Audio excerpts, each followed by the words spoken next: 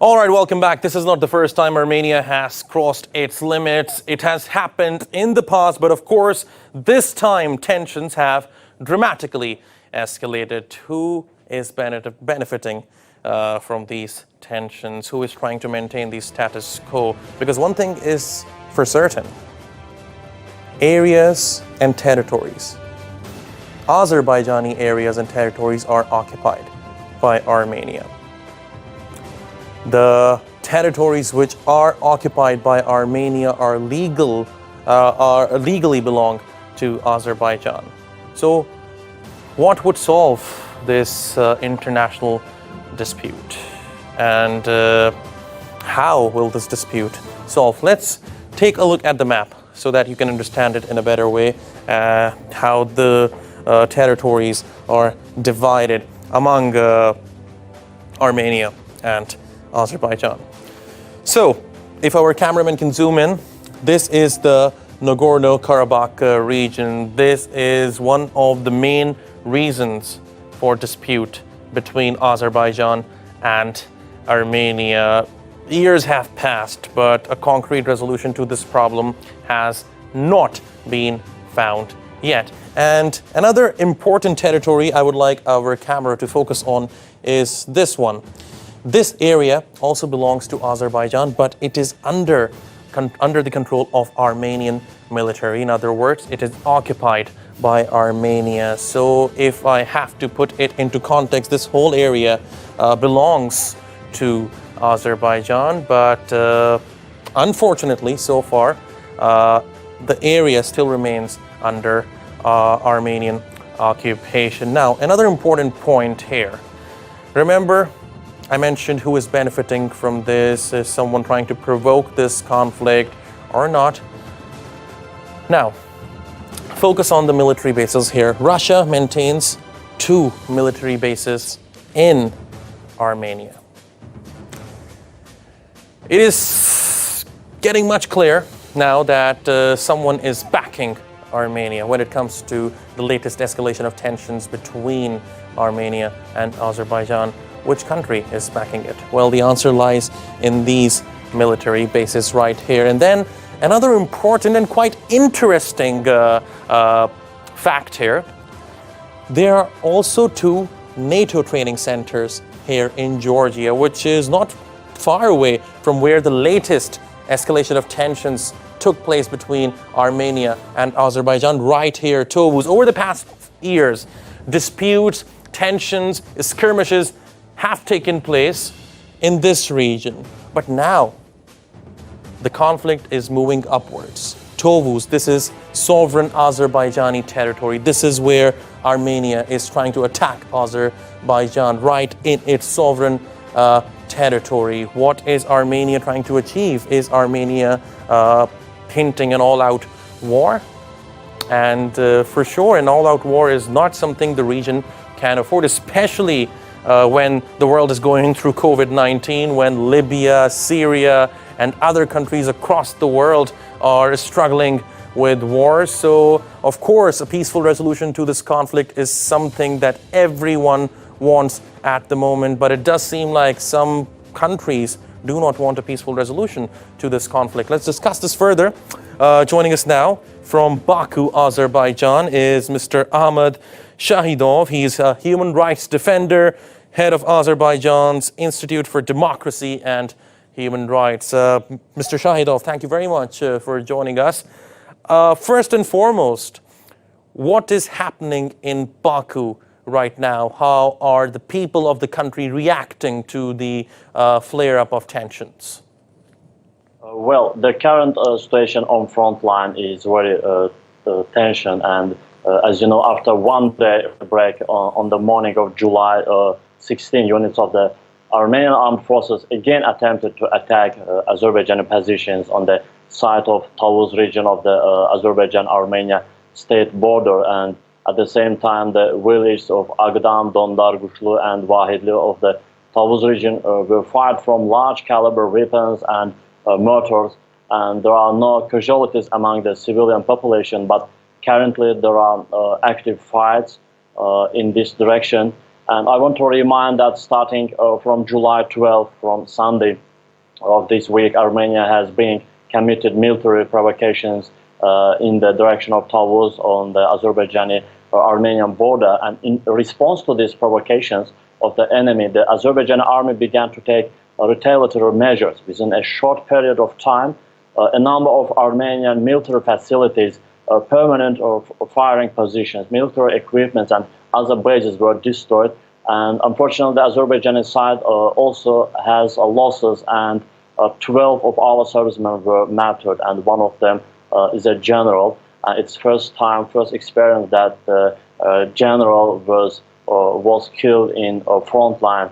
And not that the Armenian government tries to hide its losses as well. So far, Armenia confirmed the deaths of 8 servicemen, but however, not 8, already 13 servicemen. However, it's known that there are dozens of dead and wounded servicemen in Armenia side as well, and Armenians themselves share these facts about their losses on social networks. And already several countries expressed their concerns over the escalation of tensions and military operations in Tovuz and Tovuz regions on the Azerbaijan-Armenian border. And after all these fightings on the front line, Azerbaijan President Ilham Aliyev has chaired a meeting of the Security Council of Azerbaijan, and Ilham Aliyev said that the domestic situation in Armenia has already reached a critical point, and the current chaos in Armenia have prompted them to commit these provocative acts. And all the attempts of the Armenian side failed because Azerbaijan protected its state border, and Armenian soldiers could not cross even an inch into Azerbaijan territory. And at the same time, thousands of Azerbaijani young men registered for mobilization following President Aliyev's recent speech. And the territorial integrity of the Republic of Azerbaijan is protected by the Azerbaijan army now, and if it's necessary, reservists may be called up to the service local structural units and involved in appropriate measures to ensure the defense of the country and the security of the state in accordance with the requirements of the legislation. On the other hand, it's no secret that Armenia has long been trying to form an opinion on the conflict, especially on the Armenian-Azerbaijan border. The recent clashes in Tovuz region, that it's Azerbaijan that attacks the territory of Armenia. But however, this is a lie, and all the attacks are committed by Armenia, and this is well documented. There are video and photo documents in Azerbaijani side. Also, Azerbaijan simply responds adequately to all provocations from Armenian side. If Azerbaijani positions and Azerbaijani wills are fired up and from. And I think the president here has also made it very clear that Azerbaijan is not going to back off. Now, Ahmed, how do you think Russia is involved in this conflict? You know, Russia is one of the key countries in the region. First of all, Russian Federation is a co-chair of OS Minsk Group, which is actively participating in negotiations of Armenia-Azerbaijan Nagorno-Karabakh conflict. More than it, Russia is one of the leader country of Caucasus region, and also Russia is member, one of the leader member of the collective security organization. One of the members is Armenia, and according to the internal rules of this organization, these countries must support and defend each other during the war. And that's why Armenian authorities, Armenian government tries to make these provocations not on Nagorno-Karabakh, not on front line, not on occupied territories of Azerbaijan, especially on state border with Azerbaijan. So, however, to involve the Russia and other member states of this organization to this conflict.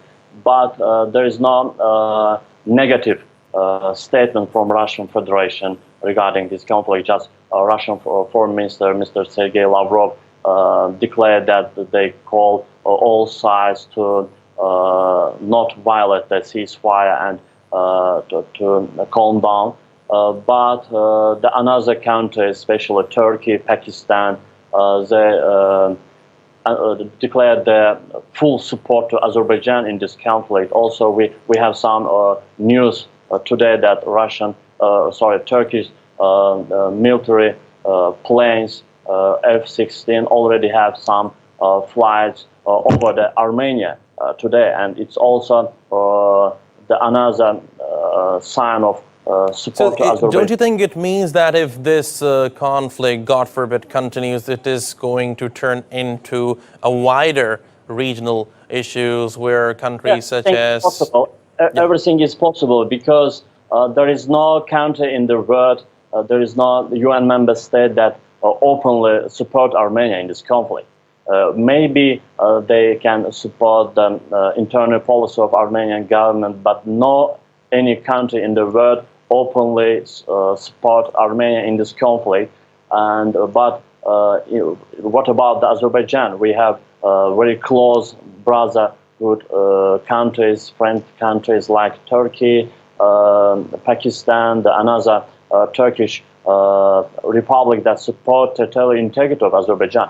From another point, Azerbaijan is right side in this conflict. According to international law, according to Geneva Convention, we have 4 UN security resolutions about the immediate release of backdraw the Armenian armed forces from these territories and restore the territorial integrity of Azerbaijan. So we are the right side in this conflict. That according to all international law and legislation, territorial integrity of Azerbaijan is recognized, and Armenia is officially occupier in this conflict. And from the another side, but everything is possible if, for example, Russia will involve to this conflict and will try to help Armenia. And as you mentioned before, there are 2 military bases in Armenia, Russian military bases. But anyway, we have our own supporters like Turkey, Pakistan. Recently, Pakistan defense minister said that we are ready to send 80,000 soldiers, Pakistani soldiers, to Azerbaijan to fight against Armenia. This is a very unique statement from Pakistan to support Azerbaijan. So anyway, but now the fighting is going only between the Armenia and Azerbaijan, and current situation is very tense. And a couple hours ago, we have one matter and one Azerbaijani serviceman was killed. But officially, Armenia declared about 13 servicemen. But according to video recordings from Minister of Defense of Azerbaijan, there are a lot of military facilities, a lot of military equipments, and bases were destroyed by airstrike by Azerbaijan military armed forces. So that's why I think Armenia's side has a lot of killed servicemen, but the Pashinyan authority is trying to hide these facts. They avoid, outside to increase to these facts, and they avoid this internal tension in Armenia. But anyway, we are currently observing the situation on front line. As I said before, the current situation is very tense, and all governmental bodies, all Ministry of Defense and other Minister of Foreign Affairs, President Administration, another cabinet of ministers are in their work. And recently, by the degree of President of Azerbaijan, Mr. Ilham Aliyev, new Minister of Foreign Affairs was appointed because of these events on front line. That's why I think we are now currently observing the situation and will look for new news from the front line. Okay, now Ahmed, moving forward, what are the expectations from the European Union and countries such as the United States? Because certainly over the past few years, the mediation between Azerbaijan and Armenia has not produced any results. So do you think countries and international regional players which are involved need to adopt a different approach to solve this issue? International organizations, especially European, the attitude of international organizations, the attitude of European human rights organizations, European institutions is a very sensitive issue for Azerbaijan. And as Turkey, Azerbaijan also is suffering from double standards of the international organization. Look, there were held so-called presidential election in occupied Nagorno-Karabakh on March 31, and the second level was held on April 14, and all international community, all international organizations, UN member states condemned these elections and again recognize these territories as Azerbaijani lands. But the Parliamentary Assembly of Council of Europe, they remain silent, and this is the only international organization, one of the members are Armenia and Azerbaijan as well, but they show that they present the double standards towards these countries, and we see these double standards on Nagorno-Karabakh conflict as well. That's why they haven't any exact statement about these clashes, recent clashes in state border, but of course OSCE Minsk group, they just made very simple statements about these clashes, and they called the sides to stop the fighting each other and to sit and talk for peaceful negotiations. But more than 30 years, there is no result. Yes, and we have not seen any concrete solution to this problem.